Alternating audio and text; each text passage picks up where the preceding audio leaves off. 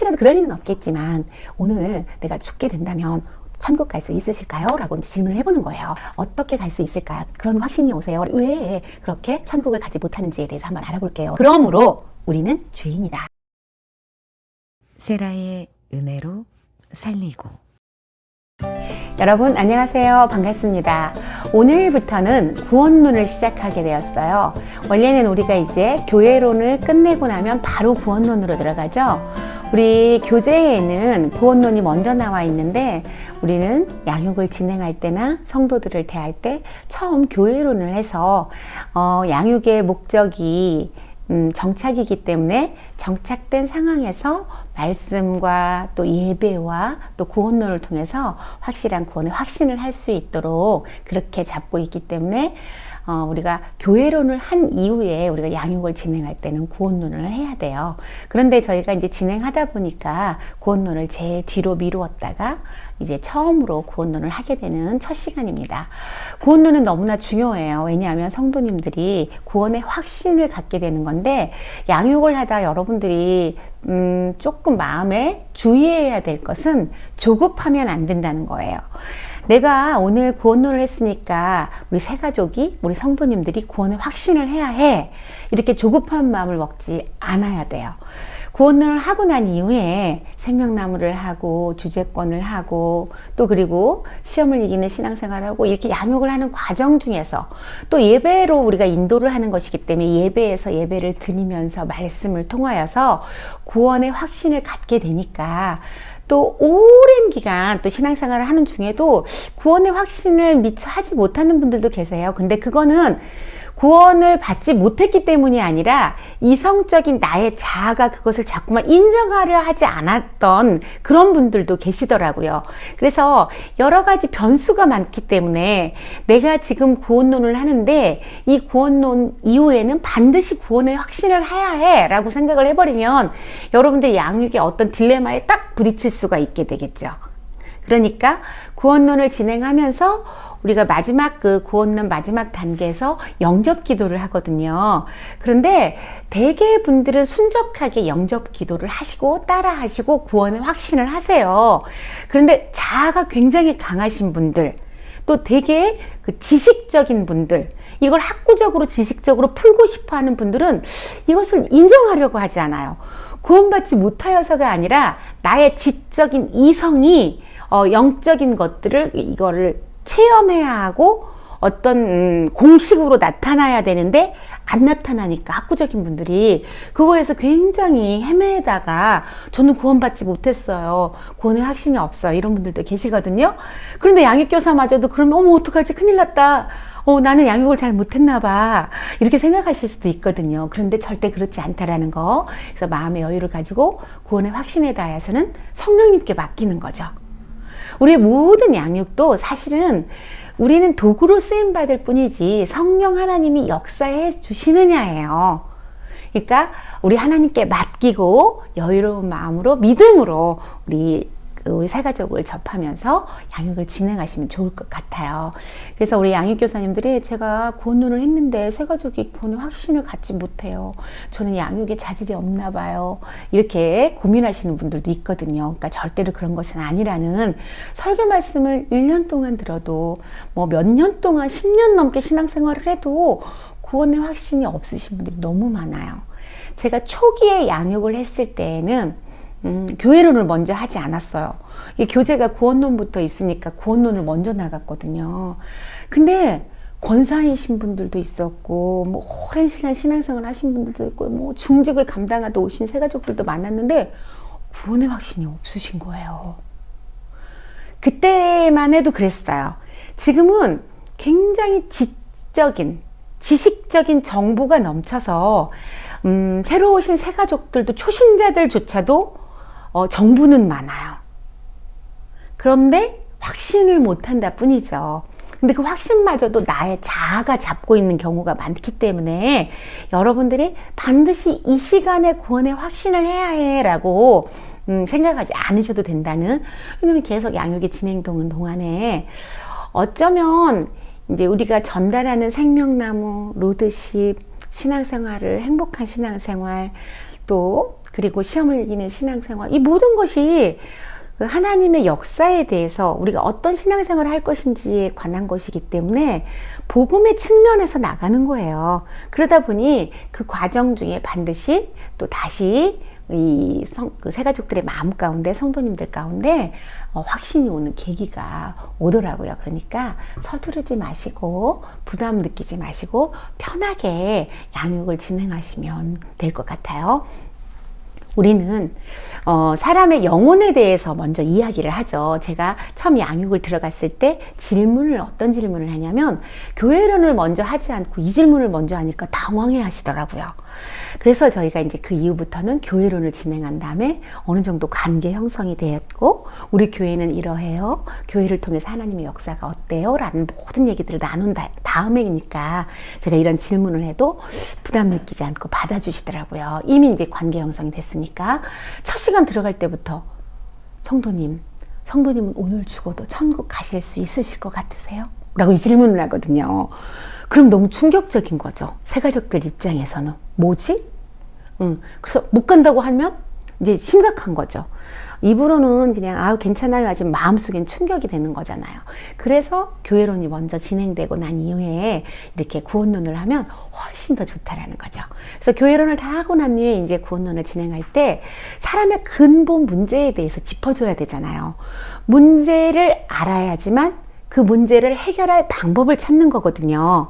문제를 전혀 모르는 사람의 예수 그리스도를 통한 구원이 있어요라고 해도 이것이 어떤 중요한 걸 느끼지 못해요. 왜? 나는 문제를 인식하지 못하였기 때문에. 문제를 알아야 그 문제를 풀고 싶거든요. 그래서 사람의 근본 문제에 대해서 알고자 하는 이분에게 그 문제 제기를 해주는 거예요, 우리가. 성도님에겐 이런 문제가 있어요. 한 번도 생각해 보지 못한 거예요. 내게 어떤 그 영적인 어떤 문제가 있다라는 것을. 그런데 이 구원론을 처음 들어가면서 내가 세상을 살아가는 동안에 이런 문제를 전혀 생각하지 못했었구나 라는 생각을 하게 만들도록 사람의 근본 문제에 대해서 짚어주는 작업, 이게 이제 처음 구원론을 들어갈 때 하는 거죠. 자, 그러면 이제 첫 번째 이제 교회론이 끝난 이후에 관계가 충분히 형성된 이후에 이제 질문을 하는 거죠. 그래서 자매님 아니면 성도님은 혹시라도 그럴 리는 없겠지만 다짜고짜로 오늘 죽어도 천국 갈 수 있으세요? 이렇게 물어보면 안 되고, 혹여라도 우리는 언어에서도 굉장히 부드럽게 이분들이 거부하지 않도록 하는 그런 훈련이 필요하더라고요. 요즘 시대는 더 그래요. 그래서 약간 언어를 부드럽고 이분들이 받아들이기 좋게. 그래서 혹시라도 그럴 리는 없겠지만 오늘 내가 죽게 된다면 천국 갈 수 있으실까요? 라고 이제 질문을 해보는 거예요. 신앙생활을 하시다 오신 분이 됐던 아니면 초신자이건 이런 질문을 하면 신앙생활을 하시다 오신 분들은 구원의 확신이 있으면 네, 저는 갈 수 있어요 라고 얘기를 하겠죠. 그러면 우리가 어떻게 갈 수 있을까? 그런 확신이 오세요? 라고 질문을 해보면 이분이 영적으로 정확하게 내가 구원의 확신을 하고 있는지에 대한 답을 할 수가 있어요. 내가 일일이 처음서부터 끝까지 진행을 다 하지 않고 이 한 번의 질문으로 이분은 내가 어느 단계로 다시 들어가면 좋겠다라는 게 가늠이 되겠죠. 기존에 구원의 확신이 있는 분에게 처음서부터 인간에게는 인간의 근원적인 문제가 있어요. 죄 문제가 있고 막 이렇게 나갈 필요가 없잖아요. 이분은 구원의 확신이 정확하게 있다면 그렇겠죠? 그런데 저는 자신이 없어요. 그러면 왜요? 왜 자신이 없을까요? 라고 해서 그러면 제가 이제까지 살아오면서 착하게 살지도 못했고 제가 천국 갈 만하게 착한 사람은 아니고 이런 이제 행위에 대한, 일반적으로 그 초신자들은 나의 행위에 대해서 얘기를 하게 되죠. 내가 지금 살아온 날들 중에. 그런데 그분들도 알고 있는 게 뭐냐면 내가 의인이 아니라는 걸 얘기를 하는 거예요. 초신자들도 표현만 다를 뿐이지. 그래서 그걸 짚어줄 수 있고 앞으로 우리가 성경에 의인은 없나니 하나도 없다라는 것을 새가족들의 입에서 먼저 나오도록 해줘야지만 받아들이기도 좋아요. 예전에 저희 교회에서 담임 목사님이 이런 이제 생명나무를 강의하는데 나는 죄가 없다고 생각하는 사람 그랬더니 손을 몇 분 들으셨어요. 교회 신앙생활을 여러 번 오래 하신 분들이 내가 의인이라고 생각하는 거죠. 예수님을 영접해서가 아니라 나는 착하게 살았다고 생각을 하시는 분들이 계시더라고요. 근데 표현은 그렇게 하고 있지 않지만 세상을 살아오던 사람들 중에 나는 법 없이도 살 수 있고 나는 남에게 해끼친 적 없고 이러니까 나는 의인이야 라고 생각하는 분들도 더러는 계시더라는 거죠.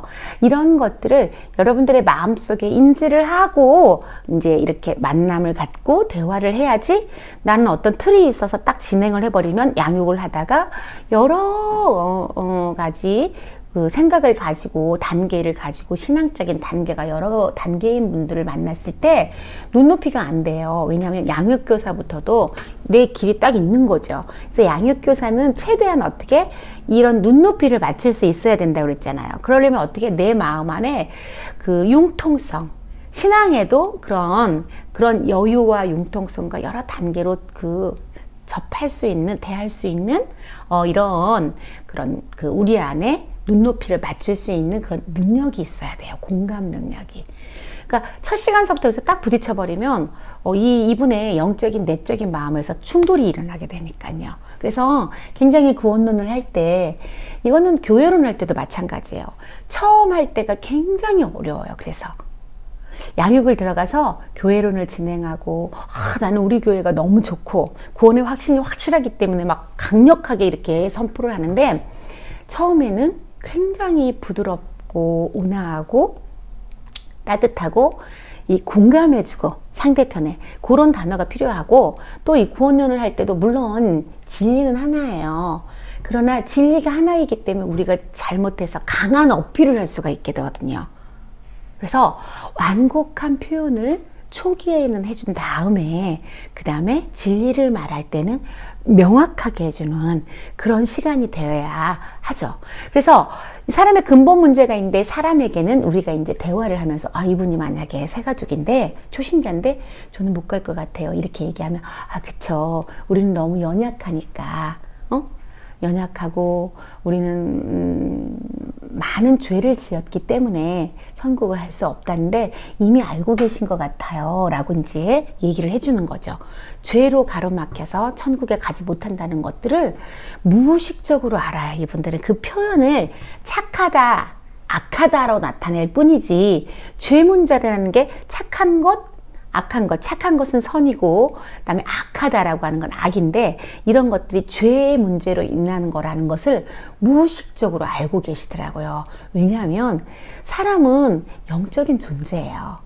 그래서 우리가 믿거나 믿지 않거나 아직 어떤 단계일 때도 우리가 모두가 복음을 전파하고 구원받을 대상인 것들이 하나님이 그렇게 창조를 하셨단 말이죠. 그러면 우리 성도님이 그렇게 알고 계신데 그러면 왜 그렇게 천국을 가지 못하는지에 대해서 한번 알아볼게요 라고 나면서 설명을 이제 차근차근 해줄 수 있는, 그래서 구원론에서는 굉장히 서두르면 안 되고 이분들이 조금씩 젖어들어 올 수 있도록 해줄 수 있는 시간이어야 해요, 구원론이. 그래서 죄 문제를 얘기할 때도 성도님은 죄인이에요 라고 이렇게 얘기하면 안 된다는 거죠. 왜 죄인일 수밖에 없는지에 대한 표현들을 해준 뒤에, 그러므로 우리는 죄인이다, 이렇게 얘기를 해줘야 되겠죠. 그래야 초신자들이라든가 아직 구원의 확신을 하지 못한 분들이, 이 구원론이 필요한 분들은 누구예요? 구원의 확신을 하신 분들이에요? 아니라는 거죠. 구원의 확신을 하지 못한 초신자라든가 신앙생활 중에도 여전히 구원의 확신을 하지 못한 분들이기 때문에 굉장히 그 시간을 가지고 차근차근 이렇게 진행해야 될 것이 구원론이라는 거죠.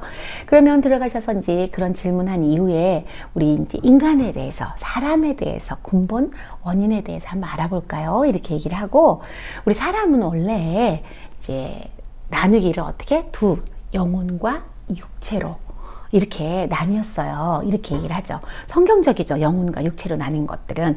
근데 원래는 예전에 감리교라든가 이런 쪽에서는 영혼육이라고 해서 3분서를 얘기했는데, 그래서 혹시라도 감리교에 발을 들였다가 오신 분이라든가 우리 장로교 쪽이 아닌 그런 분들은 어쩌면 3분서를 믿고 있을 수도 있어요. 근데 지금 우리 이제 합동 측이라든가 장로교 측은 어떻게 영혼과 육체 2분서를 얘기하죠.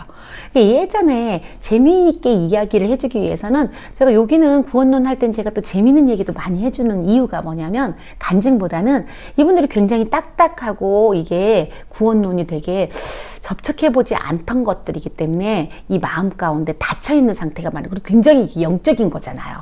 그래서 재미있는 이야기를 많이 해주는데 예전에 시골에서 사람이 죽으면 혼이 나갔다 그러잖아요. 불을 봤다면 아유 또 이제 누가 돌아가실려나 보다. 어렸을 때 저도 그런 얘기 많이 들었거든요. 그리고 마루에서 예전에는 이제 화장실을 밖에 있으니까 요강이 있어서 마루끝에서 그 쉬를 하고 나서 이렇게 보면 뭐 불을 보고 난 뒤에 아우 누구 돌아가실려나 보다. 그러면 진짜로 장례가 났다는 얘기도 많이 들었고 혼불에 대해서 얘기를 많이 했잖아요. 이렇게 얘기하면 새가족들이 굉장히 공감을 해요. 왜냐하면 이제 들어봤던 이야기거든요. 그게. 그런 이야기들이. 그래서 그런데 그렇게 그 혼적인 것들이 존재한다라는 것을 우리는 어린 시절부터 듣고 자랐잖아요. 그래서 영혼이라는 것들이 실제로 존재하고 또 우리 육체가 있다. 근데 이제 우리는 하나님께서는 우리를 그 흙으로 빚으시고 네페시아 하야 하나님의 생명이 우리 안에 오니까 그리고 또 우리는 하나님의 형상으로 빚어졌다. 그래서 우리의 모습이 사실은 하나님의 형상이에요. 어느 것 하나도 아름답지 않은 게 없어요. 왜냐하면 우리 자체가 하나님의 형상으로 빚어졌기 때문에 그 형상에 대해서 아우 저긴 별로야 라고 얘기하면 그건 하나님께 대한 손가락질이 되니까 그런 얘기도 해주고 그래서 첫 시간 구원론을 할 땐 요렇게 부드럽고 또 그 흥미를 느낄 만하게 진행을 해주시면 좋을 것 같아요. 그래서 하나님께서는 이렇게 인간을 창조하셨고 하나님의 형상으로 또 하나님의 생명, 생기가 우리 안에 들어옴으로 살아있는 생명이 되었다. 그러고 난 이후에 우리가 이제 마귀와 대적에 싸워서 승리할 수 있는 존재가 되었고 이 땅 가운데서 우리가 호령하며 살면서 그렇게 하나님께서 누리도록 창조를 해주셨는데 만물의 영장이라고 하잖아요. 그럼 다 들어보신 얘기거든요. 그렇게 우리를 살아가게 하셨는데 문제가 있어요. 그 문제가 뭐냐면 아까 우리 성도님이 말씀하셨던 우리 집사님이 말씀하셨던 나는 천국 갈 수 없어요. 죽음 이후의 세계 이 문제라는 거죠. 우리가 죄인이라는 거죠. 곧 아까 왜 천국 못 가요? 표현은 그렇게 하셨지만 죄라는 것 때문이죠. 이렇게 얘기하면 아 맞아요. 나는 내가 생활하면서 이렇게 하면서 내가 부족한 나의 부분들 때문에 못 간다고 얘기를 했던 것이니까 그 죄적인 문제. 그러면 이 죄인된 우리 이 문제를 어떻게 해결을 해야 될 것인지에 대한 설명을 해주게 되는 거죠. 우리가 애초에 창조되었을 때는 죄인이었을까요? 아니죠. 에덴 동산에서 영생 복락을 누리면서 살아갈 복된 존재였죠. 그런데 그 지금 우리 성도님이 느끼는 그 죄가 어디서부터 들어왔냐면 그 에덴 동산에서 아담과 하와가 하나님 앞에 불순종함으로 들어왔던 그 죄가 원죄예요. 근데 그 죄가 이제 우리 성도님이 얘기하신 것은 뭐냐면 자범죄를 말하는 거죠. 내 스스로가 지은 죄들. 그런 죄인데 우리에게는 그 죄뿐만 아니라 원죄가 있는데 그 원죄는 아담과 하와가 에덴 동산에서 하나님 앞에 불순종했던 그 원죄가 우리에게 와서 우리는 자범죄를 짓지 않아도 죄인이라는 거죠. 원죄를 통하여서. 그래서 우리는 천국에를 갈 수 없고 구원받을 수 없는 존재였다는 거예요. 그런데 우리 성도님도 마찬가지고 저도 마찬가지고 누구나 똑같았어요. 인간은. 왜요? 성경 말씀에 보니까 자 로마서 3장 10절에 보니까 기록된 바 의인은 없나니 하나도 없으며 이 땅에 태어나신 모든 인간들은 의인은 없어요. 왜? 아까 그 에덴 동산에서 아담과 하와가 불순종했던 그 원죄가 우리 인류에게 다 내려왔다라는 거죠. 성경 로마서 5장 12절 그러므로 한 사람으로 말미암아 죄가 세상에 들어오고 죄로 말미암아 사망이 들어왔나니 이와 같이 모든 사람이 죄를 지었으므로 사망이 모든 사람에게 이르렀느니라. 또 고린도전서 15장 22절에 아담 안에서 모든 사람이 죽은 것 같이 그리스도 안에서 모든 사람이 삶을 얻으리라. 자, 그 한 사람이 에덴 동산에서 불순종하였던 아담을 통하여서 우리에게 죄가 들어왔고 그것이 유전이 되었다는 거죠. 이 설명을 해줄 때 가족력에 대해서 설명을 해주면 좋아요. 죄의 유전에 대해서는 이렇게 생각하시는 분도 많거든요. 그런데 성도님들 가정에 혹시 가족력이 있나요? 저희 가정에는 당뇨가 있어요. 외할머니 그 이전부터 당뇨가 흘러왔나 봐요. 그래서 저희 친정엄마가 당뇨가 심하신데 저희 5남매가 다 당뇨예요. 근데 저를 보시다시피 저도 날씬하고 운동도 많이 하고 걷는 것도 좋아하고 저희 언니는 운동을 하는데 20년, 30년을 운동을 했어요. 그래서 무슨 트레이닝 에어로빅 강사같이 운동을 하고 지금도 뭐 등산을 온 산을 다 다닐 정도로 건강한데도 불구하고 당뇨예요. 그리고 고지혈증. 왜냐하면 유전이 됐기 때문에 그래요. 흘러온 거죠. 내가 받고 싶다고 받는 것이 아니라 저절로. 그런 것처럼 죄도 그렇게 유전이 돼요. 그래서 병원에 가면 가족력을 쓰잖아요. 그럼 그거는 막 찬송하시거든요. 맞아요. 가족력 쓰죠. 암이 걸렸던 가정, 또 누구는 가정, 이렇게 가족력을 인정하는 것처럼 죄도 그렇게 유전이 되는 것이죠. 똑같이.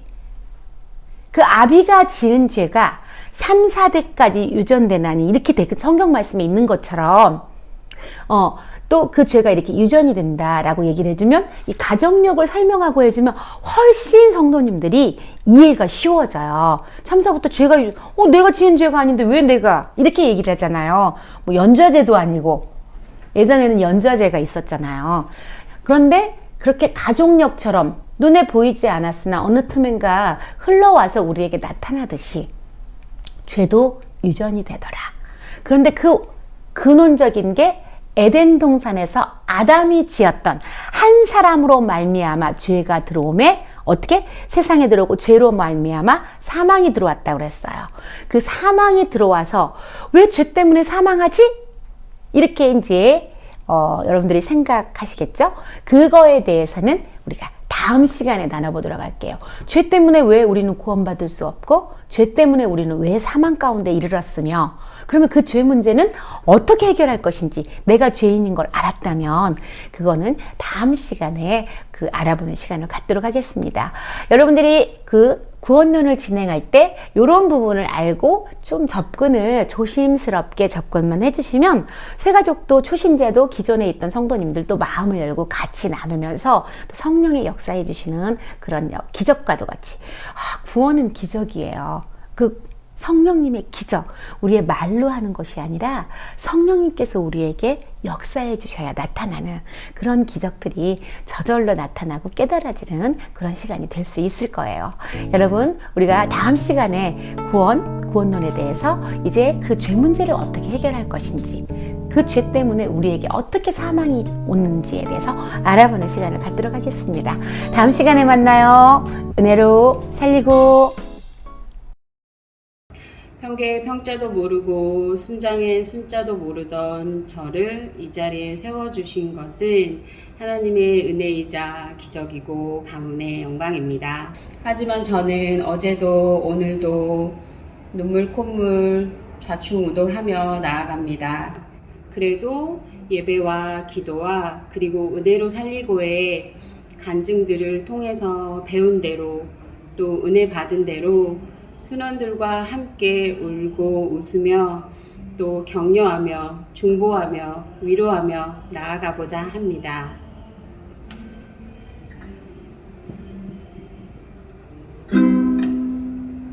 내 삶에 당연한 것 하나도 없었던 것을 모든 것이